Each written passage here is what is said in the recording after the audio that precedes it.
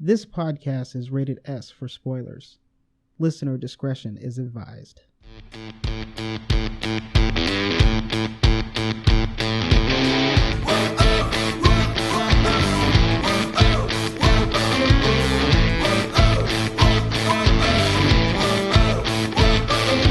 Welcome to the Half Past Podcast. This is episode 92, the movie review of Sonic the Hedgehog. I'm Graham Ricks, and here with me is my friend and co-pilot Ian Jones. That sounded great. It sounded that sounded like you didn't have to rehearse it twice or need any coaching from me, because it's been so long. And even though we've done now 92, and even more than that, because some of them haven't actually made the cut. That's true. So there's been a couple that haven't made it, at least. You were just like, "Oh man, how does this go?" And I'm like, God, that's hilarious. It's been really so long, man.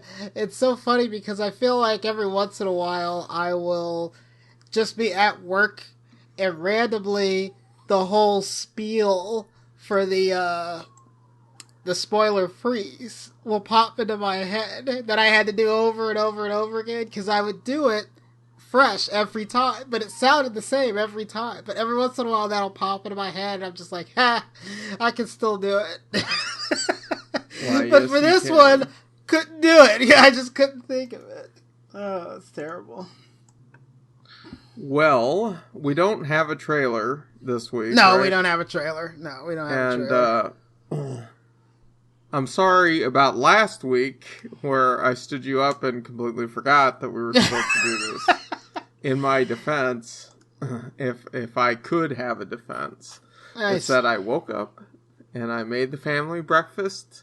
Oh. And I'm actually becoming an omelet master. And by the time I was done, I looked at my phone and realized it was an hour and a half after you'd already tried messaging me.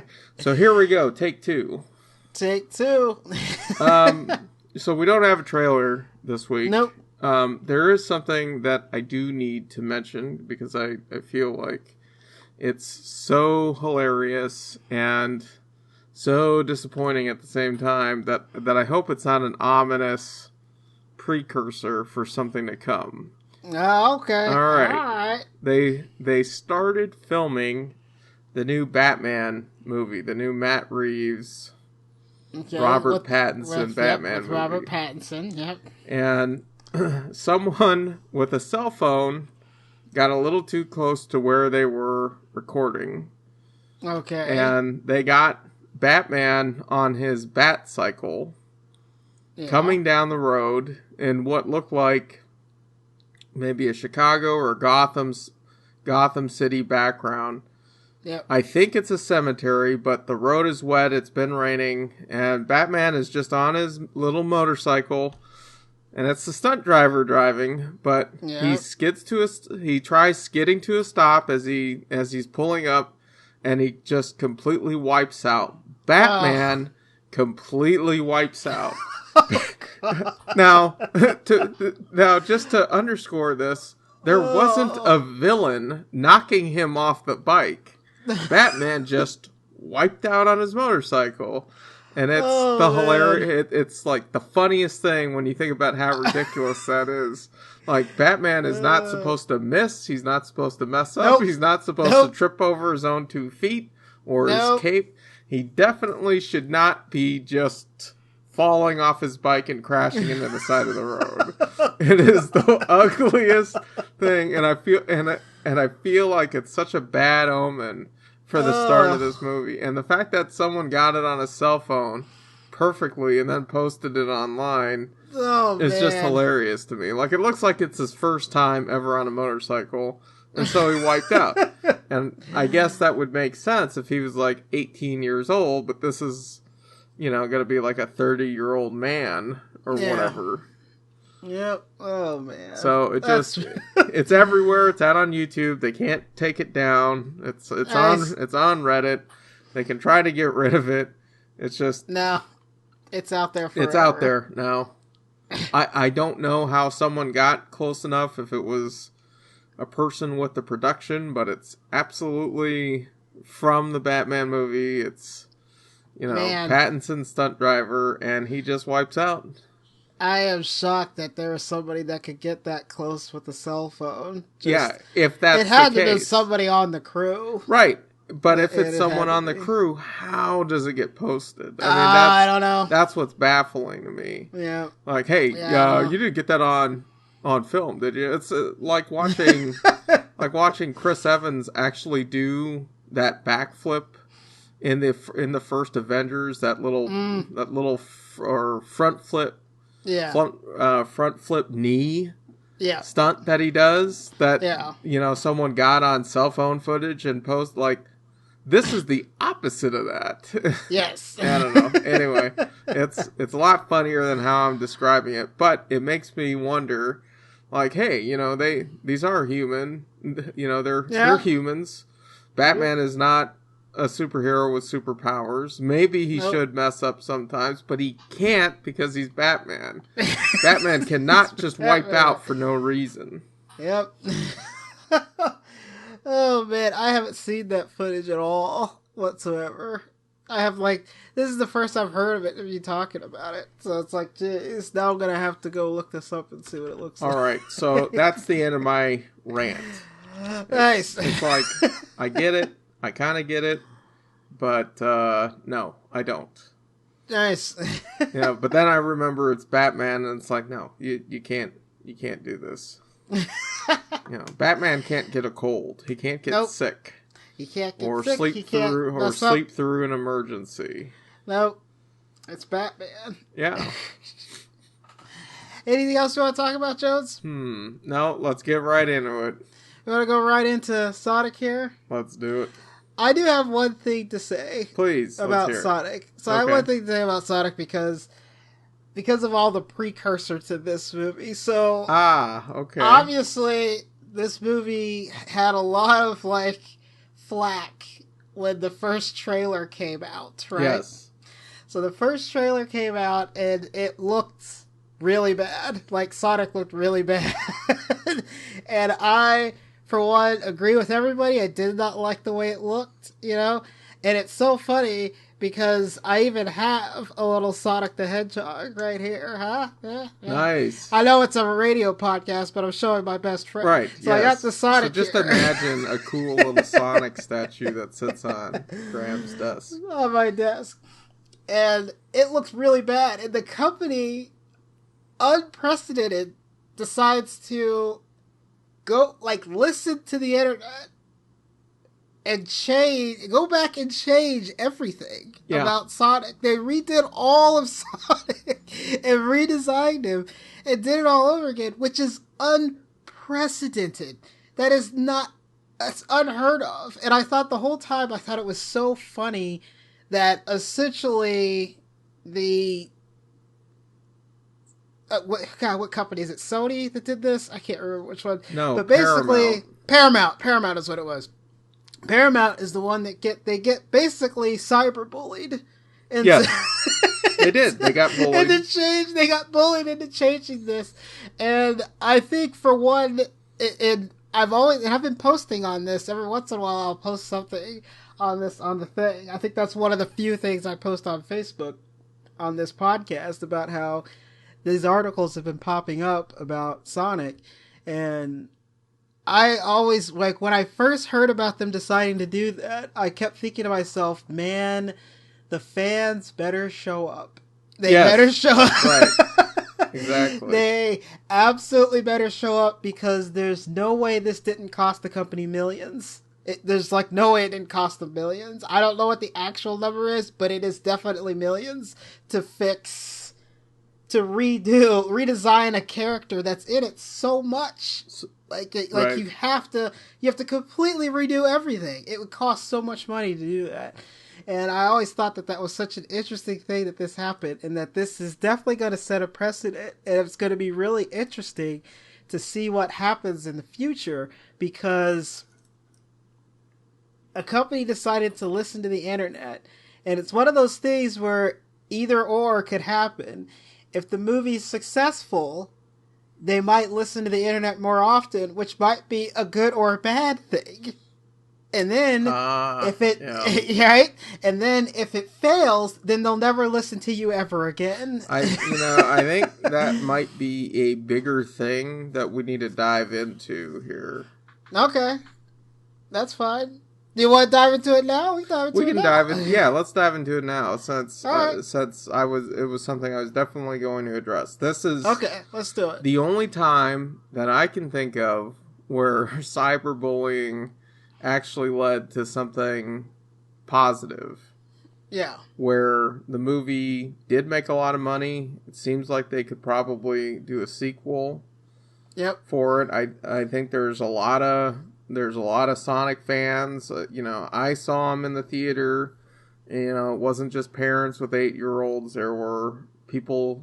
There were teenagers that were there. There were, guys who were my age and older showing up to see 30s. This movie, and they were there because they grew up and they loved Sonic. Yes. So. And we'll get into, I think, why so many people showed up, but it's a very unique circumstance where negative publicity on social media actually, I think, led to more people getting tickets to see what the final product was. Yes. And I think combined with the fact that it got pretty decent reviews, surprising reviews, really helped, but I can't think of another instance where that kind of backlash actually led to something positive and a positive change to the character, because I think that there was also a tweak to one of the story elements that happened because of this. That I was going to mention as one of my likes later on. But I think they actually took it one step further in a scene that not a lot of people picked up on. That I don't think even any of the other reviewers picked up on. Based on what we were shown in the original trailer. And that has to do with the shoes. So I was going to get into that with my likes. But you do have to... You do have to wonder, because I felt like backlash, for example, over The Last Jedi, resulted in Lucasfilm doing The Rise of Skywalker in a way where it was trying to appease everyone. Yes, it feels that way. And it feels that way, right? Yeah, so that's why it's messy. Yeah, that's it, yes. And it probably should have been 2 films with the amount of stuff that they crammed in it.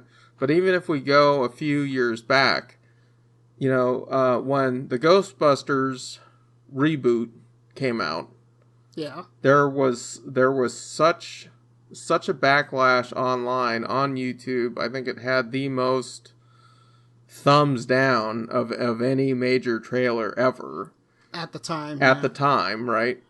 That I think what they could have done to maybe fix all this is do a little reshoot, and I think this is even, I could be wrong, I believe this is even the same company. I think Paramount did Ghostbusters. I could be I could be off on that. I do not remember. But you wonder, had they done a small rewrite, had they stuck it in the same universe, like, hey, we're just going to do the same movie, and it's going to be 30 years after, and one of the girls is going to be a descendant, are they okay? Yeah. Going forward, or is there still, does no one show up and see the movie? I think the movie is not that great on its own, even though I love the cast. Yeah, it's like okay. So you wonder, like, is that one of those things that they could have addressed with a rewrite and redone a new trailer and got some of those fans back? You just wonder about certain things, like the first Michael Bay produced Ninja Turtle movie, where the turtles are terrifying to look at, and they don't look anything like the ones we grew up with. Yes. You just wonder, like, maybe had they tweaked it some and taken some of the stuff off, some of the gear off of them, and made them just a little closer to the Ninja Turtles. Yeah. That we grew up with in that first and second movie. Yeah, and the second movie, I thought they looked and felt better. Right, yeah. And closer. Yeah. And that was that was in response to a lot of the online criticism, but it's tough to completely redo a movie, and I was looking at it, and I don't think they would have been able to take the animation off the first Sonic and put it onto this new Sonic. I mean, it might have been possible, but we start talking about some of the technical issues that you have doing that when a character has different legs and different size feet. Yep. Everything. Like, my goodness, do you completely have to redo everything? Because now his face doesn't work either. Yes, his face doesn't work either. I think you have to redo everything. That's just astounding to me, from a technical... from a technical standpoint, it's crazy. And then in terms of, like, the amount of time they gave them to redo it, they must have been working around the clock. Like... Right. I just can't imagine how much time they spent just like every single day, like because they only gave them months. They didn't give them like a year. Yeah, pushing a release date is usually a death sentence, and it has been in the modern era. I think when you look at all the big blockbuster movies, who for whatever reason have had to have their release dates pushed back. It's been disastrous, but then you watch those movies and they're kind of disasters anyway. And this doesn't feel like those at all. No, like Jupiter Ascending or some of those other films that very famously had production issues. Yes. So it's kind of an interesting thing, and you do have to be careful about set photos being leaked online, because it's usually not, it's not, things aren't filmed with the correct cameras when that happens. We just talked about the little Batman clip that surfaced, which doesn't look so great for him out of the gate. But then you have, we live in a very different age, and so it's amazing to me that this movie went back and got it right, and then the fans showed up to support it, which is how it should be. It is how it should be. It just would have been, I think, remarkably heartbreaking had this tanked and no one went to see it, which could have been the case. Oh, it absolutely could have been the case, and that was what I was concerned about when I heard that they were redoing it. I was like, oh man, they're actually listening to everybody. They're going to fix it. And everybody better freaking show up, because you can't bully a company into doing something like that and don't reward them with money.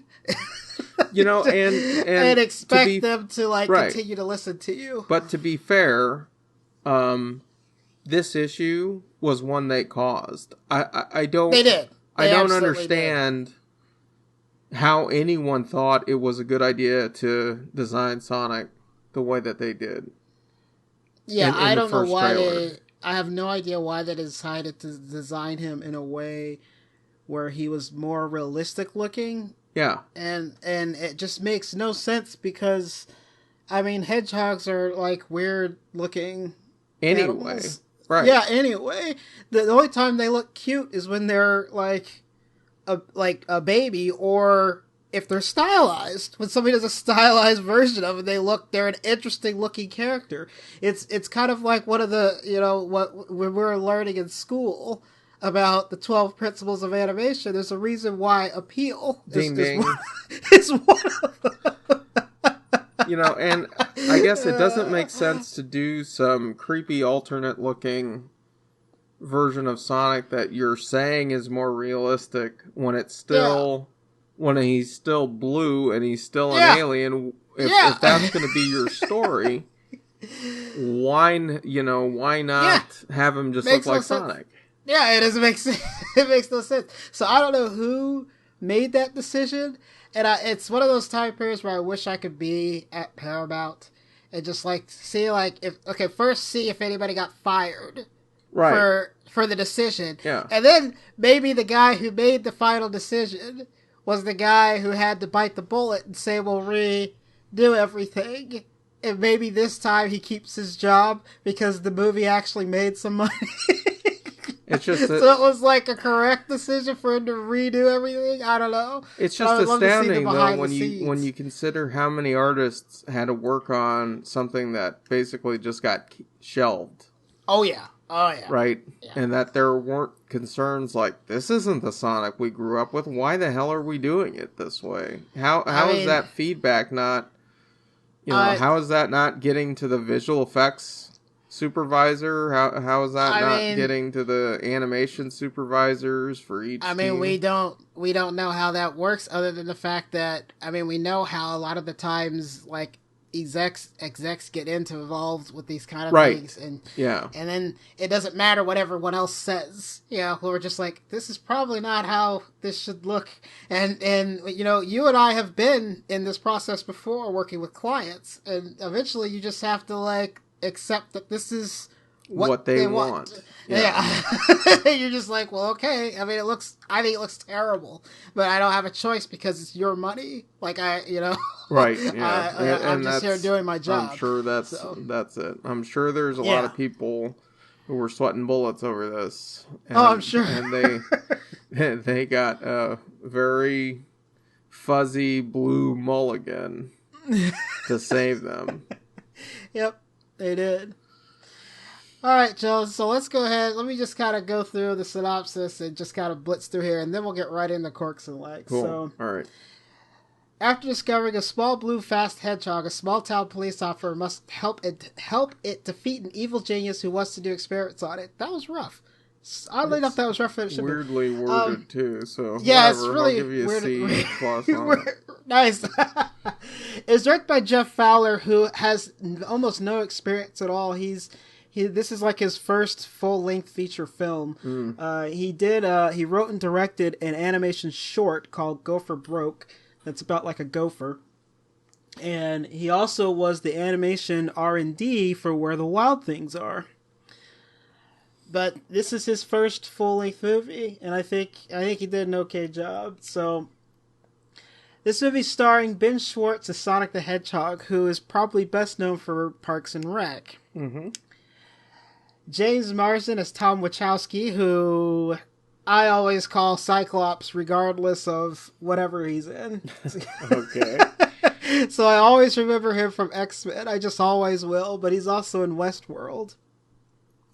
Jim freaking Carrey, James Carrey, who I like to call him because of his experience on In Living Color. Do you ever watch In Living Color when you were a kid? So I did not watch it. But yes, the token Jim Carrey, white guy. The token white guy. Yeah, yep. The token white guy. I mean, his career was absolutely launched from that show. It was launched from that show. He was the token white guy in that show, and his career just skyrocketed from that platform. It's so funny that's how that happened. But Jim Carrey's always entertaining, I think, and he plays Dr. Ivo Robotnik, and of course he's from Ace Ventura, The Mask, and Bruce Almighty. The last one I'll say here is Tika Sumpter, who plays the wife, so Maddie Wachowski, but the only thing I saw that she was in was One Life to Live, so was in like a soap opera for most of her time. So that's all the characters and the synopsis. Let's get right into the quirks and likes. We're not even taking breaks today. All right, let's do it. So I'm going to start with my quirks. So I have actually, surprisingly enough, I don't have very many quirks in this movie. I was shocked when I saw this movie. So when I went to go see this movie, I was skeptical because, of course, I was, right? You know, it has this really terrible backstory in terms of production, and you're just like, crap. And then after that, I mean, video game movies are usually not great anyway. And then to make these even worse, you have, like, the weird issue with how he looks at the beginning, and you're just like, I don't know. And then Sonic the Hedgehog doesn't have much of a story anyway, in terms of the video game. At least the one that I played, which was the original. I didn't play any of them really past the first, like, 2. So it's just, like, questionable, but I don't have many quirks. So the only thing I have to say is I thought the backstory was just a little bit strange and tossed in. The problem is I think it works. So it's one of those things where it's just strange, and it definitely sets a little bit of an awkward tone at the very beginning of the movie because it's kind of tragic. It is, yeah. It's oddly a very tragic thing for a character who's on screen for a short period of time who you really care about in an odd way, who is not a video game character.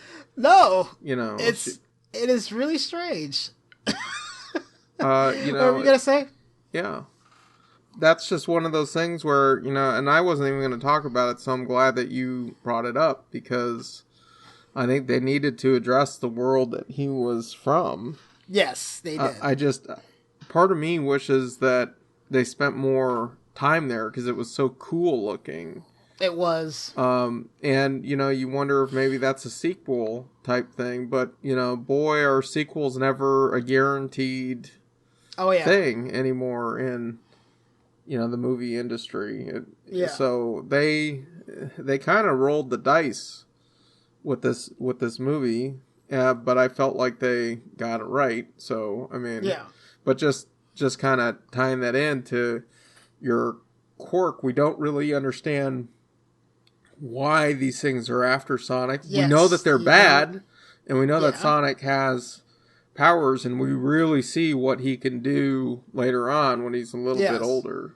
Yeah, so it's a very interesting thing, and it's one of those things where all of my quirks are like that, where it's like it really is a true quirk. I didn't really dislike it. It's just like an oddly tragic backstory, and then because of how movies are done as an audience member, that sets a tone for the movie, and it's instantly serious. Like you're just like, oh, okay, this is like a very like dark thing to happen. But then once you get 10 years later, it's actually a little more lighter, and the darkness kind of comes in every once in a while. So it's just kind of like, it's a little disjointed, but I think it still works. The other thing I want to talk about is Dr. Robotnik. I had a quirk with too. Okay. And it's only, the thing that's funny is, again, it's a true quirk. So I think Dr. Robotnik at times is just a little too over the top. Just a little bit. I disagree. But, just a little bit. I want to hear it. That's fine. That's fine. So there's like certain scenes where it's just like, one of the things I didn't like about Robotnik is his introduction as a character. I thought he was a little harsher than he should have been. I almost feel like he's like really abrasive. So he's not very likable, even as like a villain. Like he's just like complete asshole, I mean, well, yeah. The first thing he does, right, is belittle a military officer, which is just like, really, like, right? Oh my god, this is bad. But then I think you sort of forget. But that's fine. This is why it's like a minor thing, because my biggest issue was how he's introduced. Right. And I kind of like him the rest of the movie. I'm like, oh, okay, it's Robotnik. But, like, he's just, like, so awful to, like, this, like, sergeant or whatever the heck, this military guy, where he's just, like, the worst to this guy. And so it's scenes like that where I feel like he's just a little bit over the top. Just dial it down, like, a little bit more. I'd be perfectly okay with it. All right. The last thing I have to say, and this is just me being me, is I miss Jaleel White. I miss Jaleel White because from the 90s TV series, I just wanted that voice. But I think Ben Schwartz does such a great job anyway, so it doesn't matter anyway. But I did not see the 90s TV series. So oh my gosh, you haven't seen the 90s Sonic? No. Did you not get the references? Well, you'll have to tell me which references specifically. All right, I will talk to them about that because later. My experience with Sonic, and I was a Sega kid. I was not a Nintendo kid. Yeah. I was definitely a Sega Genesis kid. This movie was for you, sir. I played most of the Sonic games. Definitely the first 3. And I loved them. I loved how colorful they were. I loved that it wasn't pretty games back then. A plumber and a bunch of pipes. Yeah. I was definitely a Sonic kid. So that's the reason why I wanted to see it. Now, I knew of a TV show, and I actually had a problem with how much he was talking in the movie. I was just like, because you didn't see the 90s series. Because I didn't watch the 90s series. You didn't watch the 90s series Sonic at all? Talks an awful lot. It's like listening to a date who won't shut up. That's Sonic. Okay, so maybe you can help me through this, because so one of my quirks was I felt like the entire time he's too arrogant and he's too much of a smartass, and to me he was borderline not likable. But I would argue that at the core, the thing that makes me like him is that he just wants to have a friend and he just wants to belong. He's lonely. Yes. And I think that message is so relatable that it trumps all the times that I thought he was being like a snot-nosed, mouthy preteen. Yes, and the thing about it is in the 90s series, one of the things that's a connection to the 90s series is the way Sonic acts. He's always been kind of an arrogant, cocky type of character. That is Sonic. So they definitely looked at the 90s TV series, and that's the version of Sonic this is. It absolutely is. And with that said, in the TV series, you don't get that extra aspect to it. So in this movie, you get the loneliness aspect to it, and then it's exactly what you would expect, like a preteen kid who wants friends to, do, like he wants to show that he's like, he has abilities, he's like talented, and he wants to talk a lot and be friendly with people and to make friends. Like you would expect that to happen all the time. And you get more of that in this movie. In the TV series, the animated series, you don't get that at all. It's just Sonic, and that's just how he is. But in this one, there's a reason for it. There's a reason why he's the way he is. Yeah. He's lonely. He spends a lot of time talking to himself because he's in hiding all the time. So it just is what it is.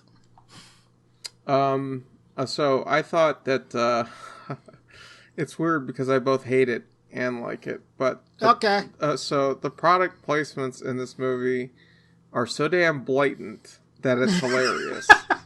And there are times in movies, especially big budget blockbusters like the first Avengers movie, where they will drop in a product placement for Acura as if it's a subtle wink, and the camera stays on it just a little too long.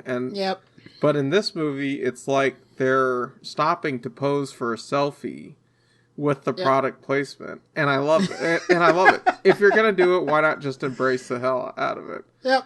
We love the bottomless breadsticks, or however it is they say it. Oh, I love that. I one of my favorite scenes in this movie. That's just kind of just a funny thing, and I mean we're gonna end up getting into likes by me talking about this, but like one of the things I liked is there's not a lot of wasted information. So Olive Garden gets brought up, like, early on. And then at the end of the movie, it pays off again with the government guy coming by. This is from your government. Okay. And it's a gift card to Olive Garden. He's just like, good. I forgot about the gift card at the end of the movie. Have you had their endless pasta? It's endless. And he's just like this military guy rewarding them. The government is rewarding to Olive Garden. Oh man, God. I just love how it gets so brought up. Funny and stupid, it's so dumb. It is so good at the same time. The other thing, which I was gonna get into as a like, but the fact that at this biker bar, there's a waitress holding a tray of canned Corona, which you would never see. Yes. No. Those are two things you would never see. No. Is a waitress at a biker bar delivering cans of beer. I've never, ever seen someone delivering cans of beer like that. But it works for the gag. Yeah, it's all about the gag. And, Corona, all the labels are forward. And so you get a product placement for Corona. Yep. I kind of wish there were more video game aspects rolled into this. Okay. We don't ever see Sonic playing video games. We don't see very many references to video games. I would have liked to see him leaping off things and maybe get the spring sound effect. Oh, yeah. I thought it would have been really cool if during the chase scene with Robotnik, if Sonic could have ended up on something like a roller coaster track and done a couple of loops just to tie in some of the elements that you would play with, like, the spin, the spin bullet move, I think only really gets used the one time, and it's not quite what I would have expected because it was in slow motion. Yes, and it ends like that too. When he takes out Robotnik, when he hits him multiple times, he's rolled up into a ball. Right, yeah. So I mean, there are some aspects of it. I thought it would have been cool, like, if he just ends up on a trampoline or something like that, and you get that sound effect. There were just a few things from the game that I was looking for. Yeah, and I totally get that. They definitely added in some of the things from the game, and then they left out some of them. So, like, one of the examples that you're talking about is doing, like, the roller coaster loop-de-loop. You get that at the beginning of the movie when he's showing his world. Yeah. And that that is a thing that, like, oh, that exists on his planet or whatever. But that's the only thing you get with that sort of roller coaster loop-de-loop thing. He doesn't actually do anything. It just shows it. And then that's it. You don't get anything else. Right. Yeah. So one little thing, this is kind of a nitpicky, well, okay, maybe two little things that are tied into design changes that I would have liked to have seen. But I really felt like they didn't make child Sonic cute enough. Like, I felt they could have. I thought they could have pushed that a little more with larger eyes and maybe larger ears or a larger head. Yeah. I was just think they made him just push that a little bit more towards being a cartoony child. Yeah, he's closer to how a baby like real life hedgehog. Right. Yeah. Yes, I felt that was one, like, they made the change, but they didn't make a change to the overall form. Yeah.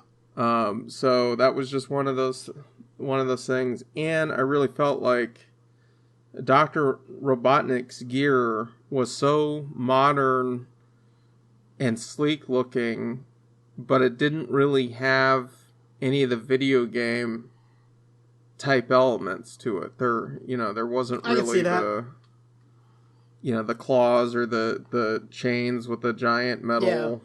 Yeah. Connecting pieces. So I just felt like, and he's almost a cartoon villain at the very end of the movie. So maybe his approach changes, but it's entirely possible that'll happen. Yeah. So I mean, and those are really tiny things where it's like, it would have been cool if we could see more instead of just seeing like a vehicle getting totally destroyed. We see parts of it coming off each time it gets attacked. Yeah. But, at some point you do have to, like, tell a story. So yes. I think I'm good with letting that go. And that's it for quirks. Alright, so let's get into the likes. So one of the things that I want to say that the likes is, and this is why I think this movie did everything right, is that it checks all the boxes. Because I think it has... Even though I get your point where it doesn't have a lot of the game elements, but it has some of the game elements that I really enjoyed seeing.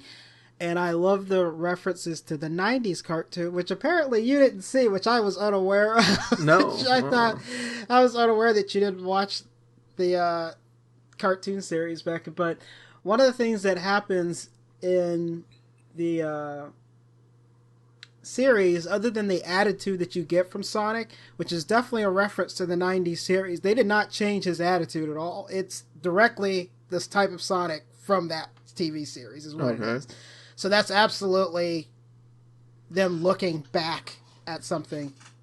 When he gets hit, when they're on top of when he finally gets the rings back, and he basically destroys all the like rockets and everything, but then he has to fall down and like catch everyone, but he ends up portaling them out. When he gets hit and lands on the ground, all the rings fall, just like in the game. Like, they all fall around him in like a loop and hit the ground, and it makes the sound effects. And I thought that was so cool that they added that in there as just like a little, you remember that? Yeah, that's the thing. So I really enjoyed Sonic gets hit in the game. Yeah.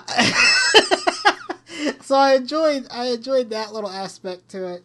The other thing that I think you probably have some more to say on this, that I just like loved so much, and this is one of those time periods where I feel like they actually thought this damn movie through, which is shocking to me, but they actually thought this damn movie through, because again, like I was saying earlier about how everything tends to pay off, and is Sonic being lonely and him running a lot, he has raggedy, terrible shoes. Yes. And then, to make it even better that they thought it through, that's how he gets caught. Like, he looks at it, he's able to determine from the footprint that he's not from Earth. Right. You know, and that's what starts with Robotnik. Mm-hmm. And then for the little girl to give him the red shoes. I love that so much, because the whole time I'm like, it's a very major design element to not have the red shoes. To not have the red shoes. And so then he had her presenting him the red shoes. I was like, this is amazing. I'm so happy that they put this in the movie. So that he has these very stereotypical shoes that has like the little gold belt on it also. So like the white belt with the gold buckle, you know. I just thought it was so cool. I love that so much. The other aspect to this movie that I really enjoyed was, I like that, like, friendship was like, it's what gave this movie a little bit of heart. It gave it just a little bit of heart, with him just wanting friends and then him using his power to save his friends. And I just thought that was just such a cool little, let's just add this little bit of heart in this movie. And I loved that too.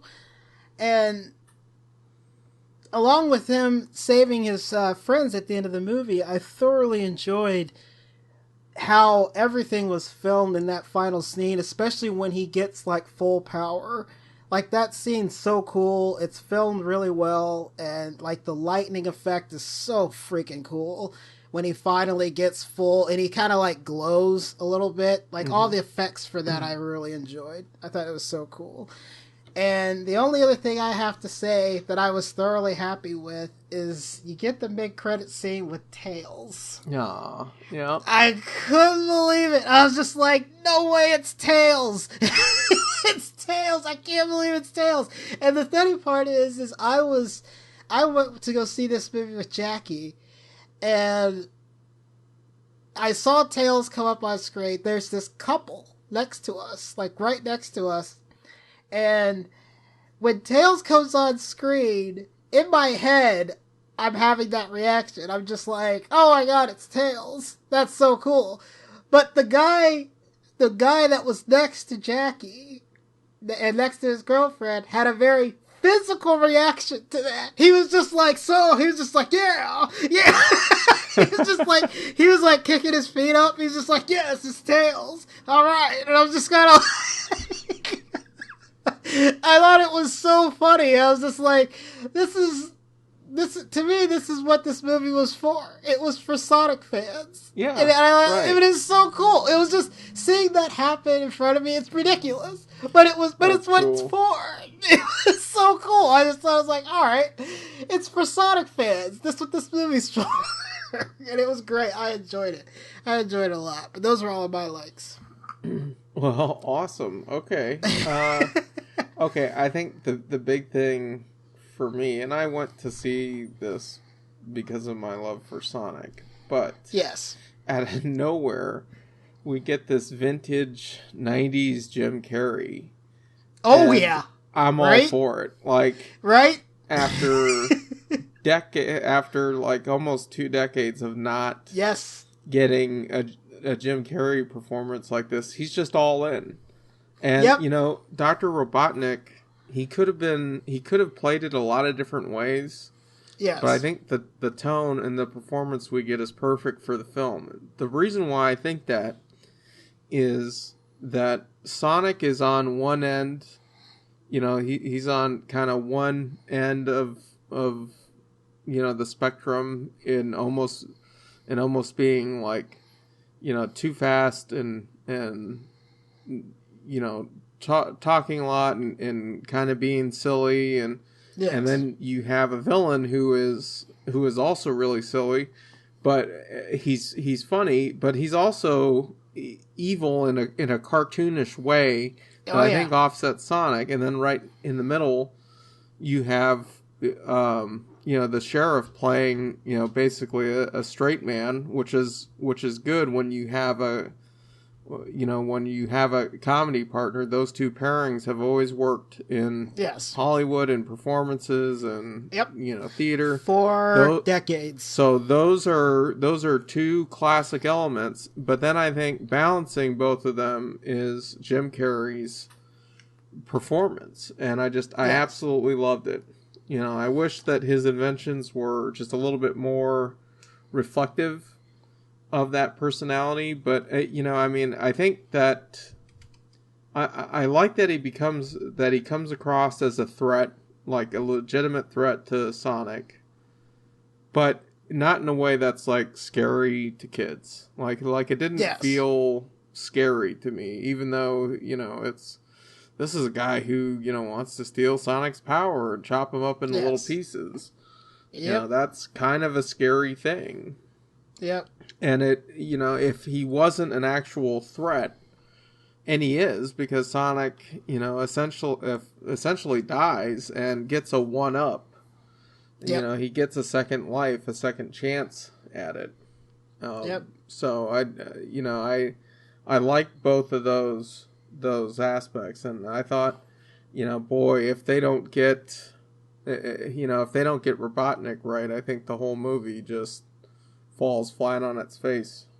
Yeah, and touching along, I know I earlier one of my small quirks was his that I thought Robotnik was over the top, but I absolutely agree. I thoroughly enjoyed seeing 90s Jim Carrey again. Yeah. I really enjoyed it. It was just like, oh, he's doing that performance. This is the Jim Carrey we remember as kids.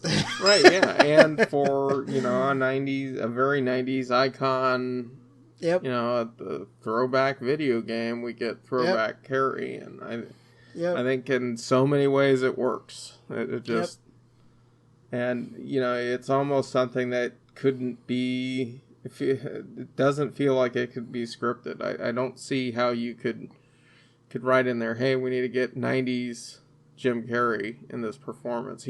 I think he does that. I don't. Oh yeah. I think the dialogue's there, but he just rolls with it. I think a lot of it is Jim Carrey's performance for sure. It feels like the Mask version of Jim Carrey. Right. Yeah. Yeah. Yep. The fact that we get a biker bar fight scene in a kids movie, I think is damn funny to me, and I love it. I loved how that all played out, especially when they're trying to keep a low profile. Yep. And they're on the run. They're basically fugitives on the run. But for there to be this big brawl, it's just, that's really funny to me that shows up in a kid's movie. And the thing that I want to add on with my likes also that I just popped in my head is, like, because we've been watching a lot of movies lately, specifically the X-Men movies with the gag of the slow motion. I think somehow I enjoyed this version so much better. Like, I thought it was so much more fun watching Sonic do it. And I don't know why that is. I don't know why that is, but, like, it's like a gag that's been happening in several movies. Right. But for some weird reason, I really enjoyed... He does it, like, multiple times in this one, and I like it every time he does it. And the other thing that happens during that bar fight that is also a reference to the 90s TV series that you probably don't realize is he eats a chili dog. Now, for some weird reason, nobody knows why, because it doesn't happen in the video games. But for some weird reason, in the 90s cartoon, with Jaleel White voicing, he loves chili dogs. It's almost like he just, like, always is eating chili dogs. And no reference to... It's just there's no other reason for him to eat a chili dog other than the 90s cartoon series. Right. And so that was another reference back to, which showed me that they were definitely looking... In fact, someone said that online, and I was just like, what the hell are they talking about? But I guess that would be why. Yep, it's from the 90s. It is not from the game at all. It's from that cartoon, and nobody explains it, but apparently Sonic likes chili dogs. That's nice. That's just in there. Alrighty, and I was also going to mention the slow motion scenes too, but I think you kind of covered it. Yeah, sorry to step over you. No, it's all good. It is all good. I wish I could explain why I liked it more. It just seemed more fun coming from Sonic, and I don't know why. I just like, man, that's just so cool. I just thought it was so cool. I really enjoyed it. Alrighty, you ready else? No, that's it for me, buddy. Alright, so we're gonna go ahead and rate this. So, I have to say that this movie is surprisingly good. I think it has enough heart, and it really is a movie for Sonic fans. So if you're a Sonic fan, you have to see it. You gotta see it. It is a movie for you. And I think that Paramount realized that, and that's why they made the changes, because it feels like a fan movie for Sonic. Yeah. What do you got? Are you gonna rate it? I said see it. Oh, I didn't hear see it. No, I said see it. I said if there's a Sonic fan. What else you got? I said if you're a Sonic fan, you have to see it. You have to see it. You got to see it. Yeah, I'm gonna say see it too. I don't. Who would have thought? Right. Well, I was sort of on the fence of going to this, but once they redesigned the character, I was like, okay, and I need to go. And even though you and I didn't really have that discussion, which I think is very interesting that you brought it up at the beginning, I had that same thought process. Like, okay, I want to see how they did it as an animator, as a fan of Sonic. I want to see if they cut corners, if they really did this throughout the movie, and they did. And you start looking at all the animation. The other thing that I was going to mention, just real quick about the shoes, because you brought up a really good point about, the fact that he had worn shoes, and that was one of the reasons why Jim Carrey found him. When you go back and look at that first trailer, he isn't wearing the red shoes. And it's very clearly a scene from sort of midway through after he's already met the town sheriff. So that, to me, the fact that he's wearing like brand new black Pumas that are like normal sized in that first trailer, that says to me that they hadn't figured out the little plot point about maybe tracking Sonic down or giving him worn shoes. And so I think that they actually did it. It's my belief anyway that they actually did a little bit more with that in terms of story to give him rundown shoes and then really give him his classic red shoes at the perfect moment. Yes. When he really needed it. So I actually think there was a story tweak that came out of it Just from looking at that very first disastrous trailer, where I think it's clear that he has like brand new black Pumas that he's wearing. Yeah, and I absolutely think that decision made the movie better. Yeah, it's one of those things. So, yep, see it.